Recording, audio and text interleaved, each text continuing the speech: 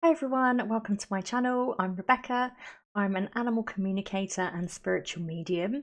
We're going to talk today about something that I think often gets overlooked with our own animal companions.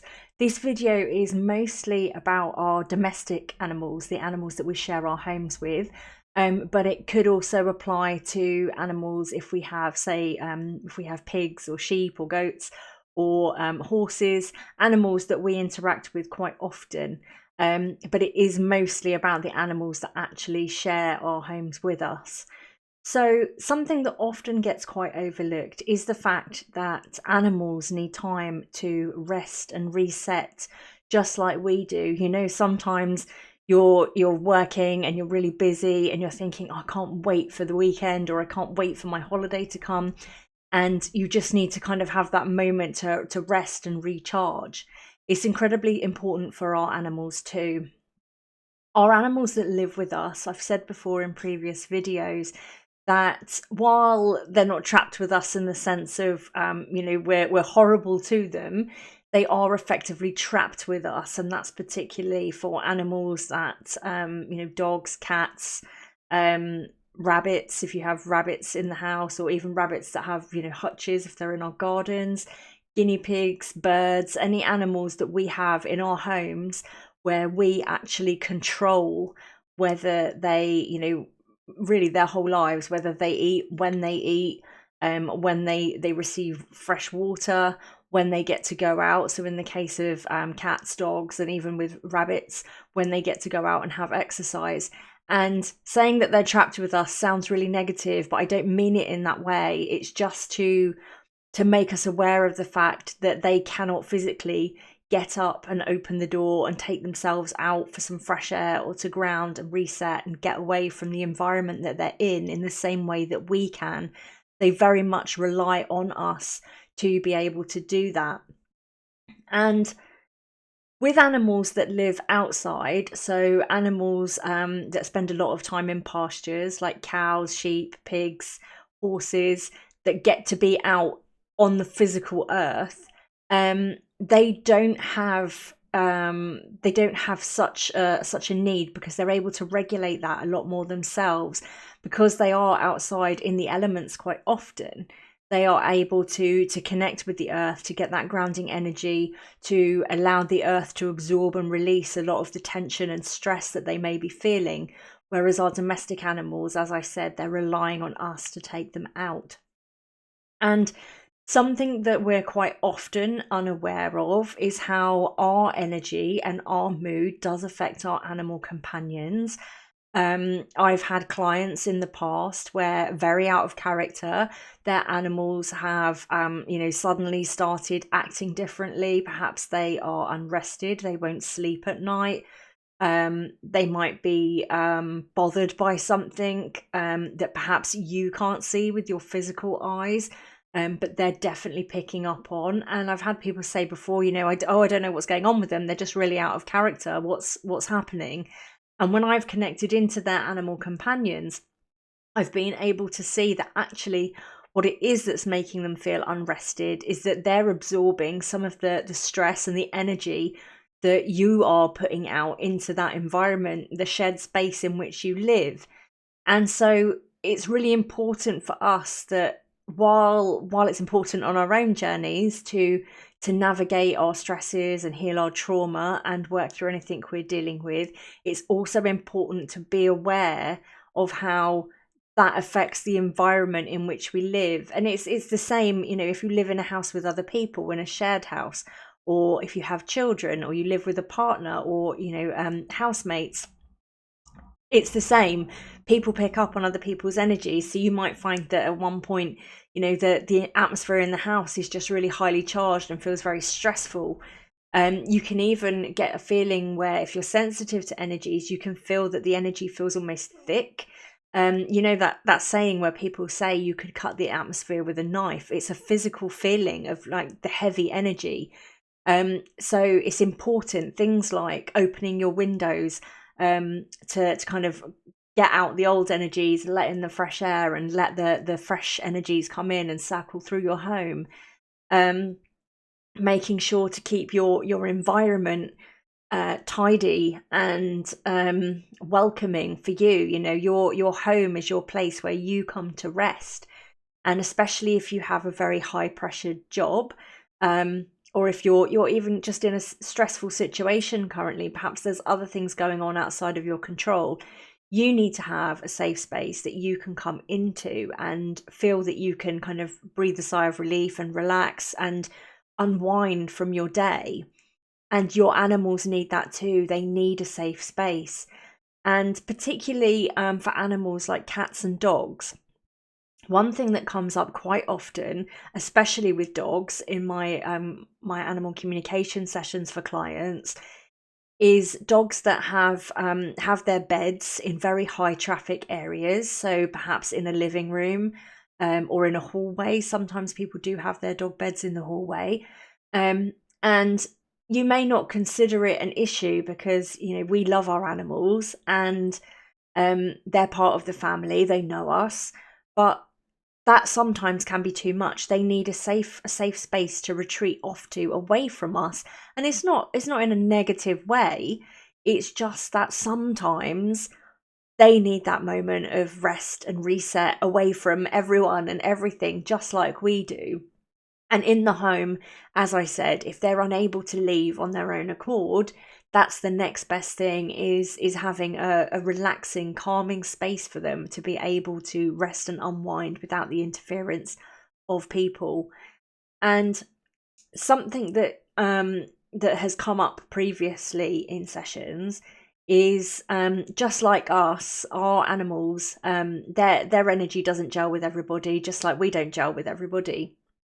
And I have had animals in the past that have not really taken a dislike, because they genuinely don't, but they can feel fearful, or their energy can feel kind of out of balance around certain people. Or even, you know, if you have a friend that perhaps brings a dog over to be with your dog, you might think that's great and lovely, but they might actually, their energy might not be a match at this time, so it might be more stressful for them. So you need to be looking at things like their body language and the signals that they're giving off. Do they appear to be comfortable and happy, or are they looking like they would like to leave the room and they don't want to be in that situation? That can be the case if you have friends or family that come over, especially if you have a big family.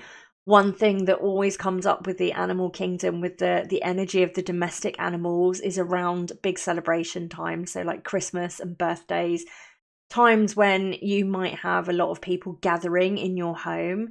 And again, it's not to say don't do that, because they do. They like to be a part of, you know, they're part of the family. They like to share in the joy with us. However, they do need a space to be able to retreat to when it all gets a bit much, you know, when the volume level of all the people talking and laughing is too much, or if the TV's too loud and you're watching action films over Christmas, it gets heavy and tiring. And for anyone that entertains at Christmas, or if you have, you know, you've traveled a long way to spend time with big families or with any members of your family, it can be incredibly draining and tiring. And you just feel like, as much as you love spending time with them, you really need a rest. And your animals feel that too. They absolutely do. So it's really just being mindful that, think of them, they are family, but think of them, you know, like a housemate, somebody else that you need to consider with the energy and the atmosphere that you're creating in your home. It needs to be beneficial and relaxing and safe, not only for you, but for your animal companions too.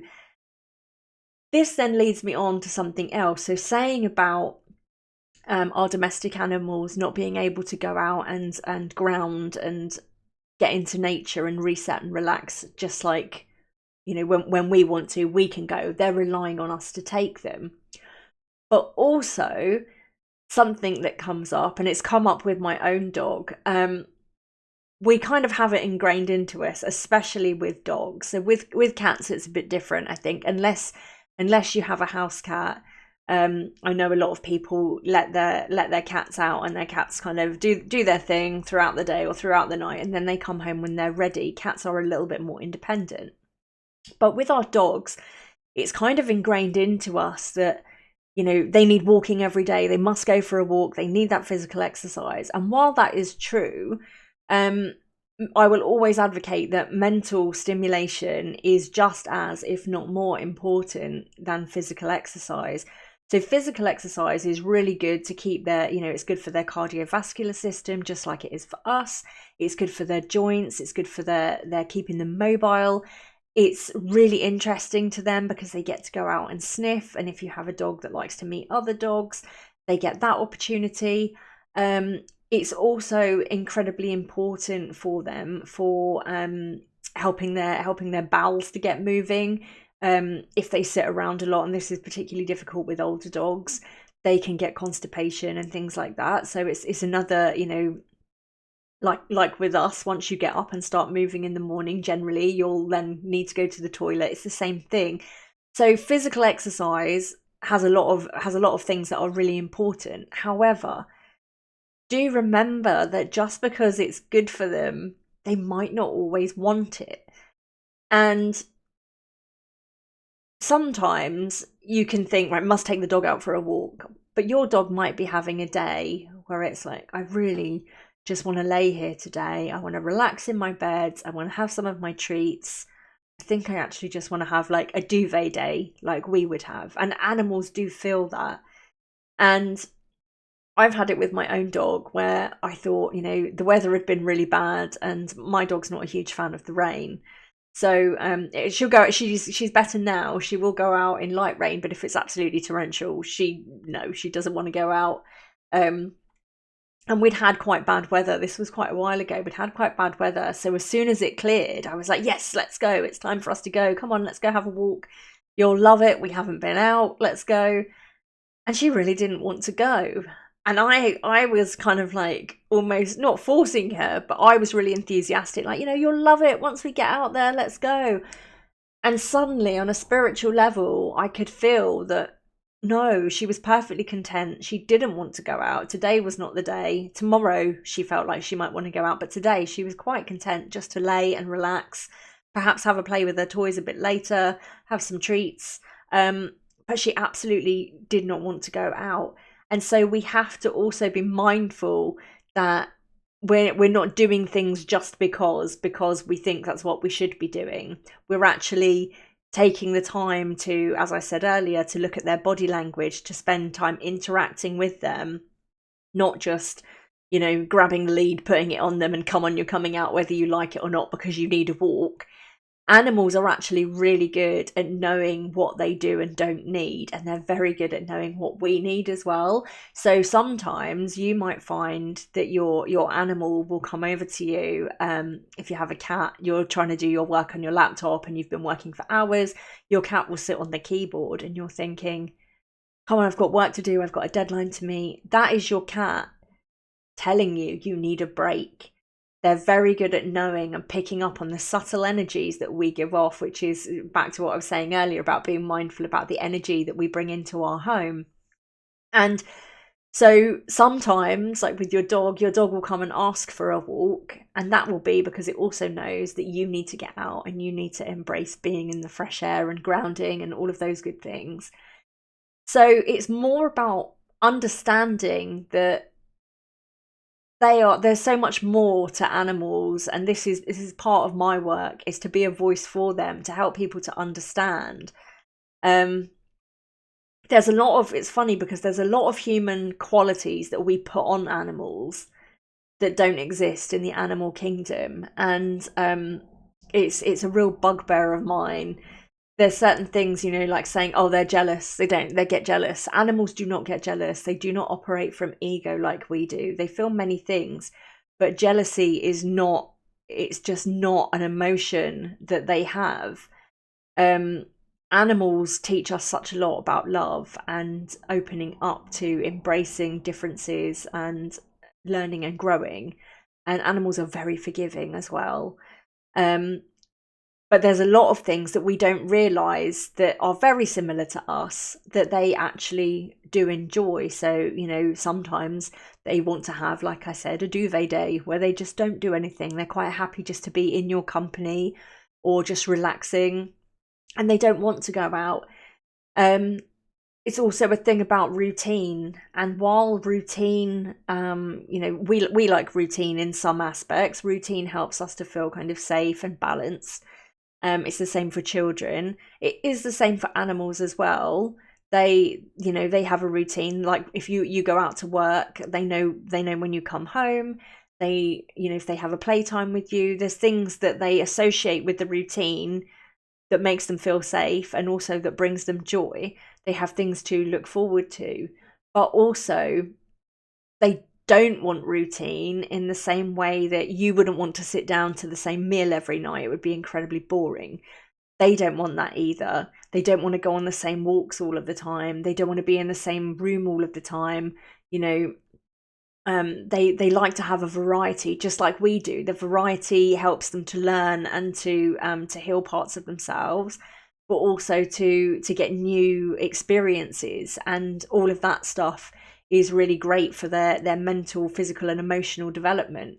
So it really is. I always say, and I feel like it's become a catchphrase, but everything is about balance. It really is, and it's just really being more mindful of our animals, because they're constantly telling us, and I think we often overlook the cues that they give us. I've studied animal body language for a long time, animal psychology, but even so, when I'm caught up in my day to day, being a human, and I'm not kind of in my spiritual work mode, and I'm not focusing on, putting into practice the things that I know, and we're all guilty of that. We know certain things, yet we don't always do them. I'll sometimes get caught off guard, like that moment I was saying about my dog really not wanting to go out and me being like, yeah, let's go, come on. So it really is about us working together, being mindful about the kind of environment that we're creating, not only for our animals, but also for ourselves, giving them that time to decompress, to reset, and to ground, letting them get out into nature. Even if you have birds and things that you keep indoors. Growing up, we had birds, and I remember, my mum would let them out to have kind of like a fly around the house, but also when it was really lovely weather, would stand their cages outside so that they could feel the sun on them and enjoy the fresh air and hearing the other birds singing. And now as I'm older, I wouldn't have birds. While they were looked after and things like that, and they were bred into captivity, I feel like, is that really a life that they should have? But whatever animal companions you have, just remember that they need time to kind of process things, to have peace and quiet for themselves. And that's another important thing as well. If you have animals that, say, if you have a job where you perhaps work funny shifts, or if you go out and you come home late at night and your dog or your cat, your animal, has already gone to sleep, to then come home and to put the lights on, and to, you're not ready for bed yet, so you're kind of talking, you put the TV on, and your animal's kind of like, whoa, I was already, like, I'd already decompressed from my day, I'd relaxed, and now I'm wide awake again. And then when you come to go to bed, they're really, they're active and they're awake and they're needing you and wanting you, and you don't want that because you want to go to sleep. You've interrupted their pattern. So it's just being aware of things like that, and like goes back to what I was saying about giving them a space that is their own when they're not going to be disturbed. So if that is the case, you compromise. You don't have to not come home late if it's something unavoidable like work or you want to go out, but you're being mindful that they may have already relaxed and gone to sleep and decompressed from their day. It's about respecting them as well. If we choose to share our life with them, they deserve a level of respect and care that we would expect and that we would give to other humans. Animals are no different. So yeah, this video is really just because it's been in my peripheral vision again, to talk about it, that animals do need their own space. They do need time to reset, relax, and that they don't always, just because they're things that we think we should be doing with them, we don't always have to be doing them. Let's take the cues from our animal companions and let them sometimes lead the way. I have things that between me and my dog I call negotiables and non-negotiables, and they are things like, so things that absolutely have to be done. If you have say you have to trim their claws, or I don't know, things that absolutely have to be done, that cannot wait, that in that moment they really have to be done, that's a non-negotiable. And so, you know, I am blessed because I'm able to converse with my dog, but you can still speak to them. You can still say to them, okay, we're going to have to trim your claws, and get the clippers out. Don't get them out and then just dive in and do it, because that can provoke a stress response from them. You want to then say to them, you know, get the clippers out, perhaps leave them next to them or let them sniff them. And then, you know, gently hold their paws, just get them used to it, and then ease into what you're doing. As humans, we have such a rush kind of thing about life, and that's really not how it should be. And it's very easy that when we're rushing, we pull our animals into that rushed state as well, and so they don't get the time to process things that they would like, which can then cause, you know, behaviors that we don't find that aren't great for us, that we don't enjoy, and then we feel like there's a problem, or we have a problem animal, when actually we don't have a problem at all.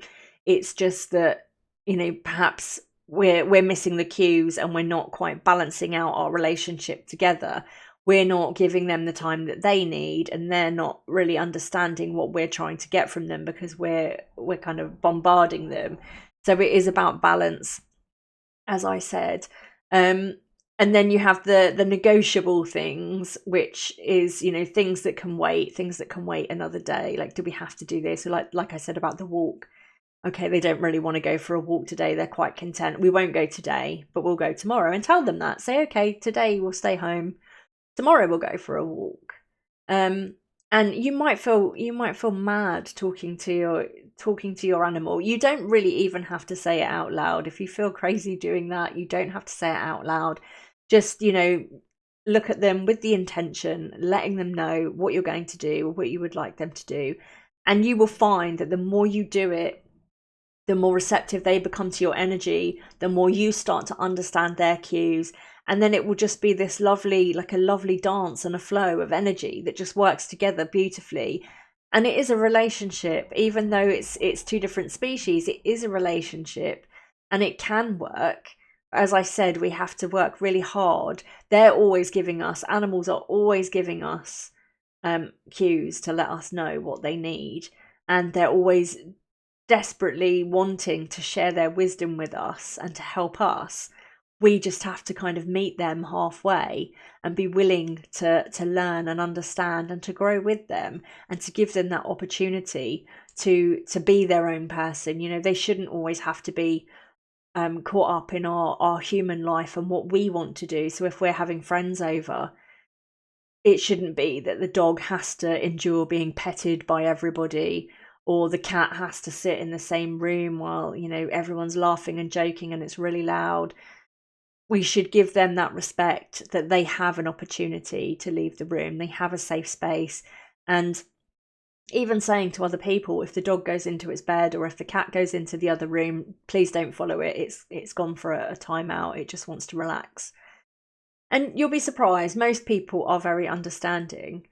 But it's just meeting them halfway, being willing to learn, and just being a little bit more aware of how much what we do and our energy impacts on our animal companions on a daily basis. So I'll leave that there for you, and I really hope it's been helpful. Do let me know in the comments if you've had any issues that you're trying to overcome. If you try this technique and you spend some time energetically chatting to your animal companions and you are finding that it's beneficial and it's helping you, please do let me know. I'd love to hear.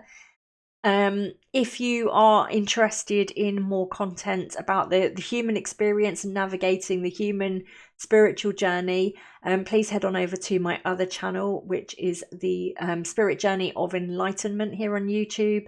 and that's the same on Instagram. But please do like, share, and subscribe. I'm sending lots of love to you and to all of your animal companions, and I will speak to you again soon. Thanks for listening.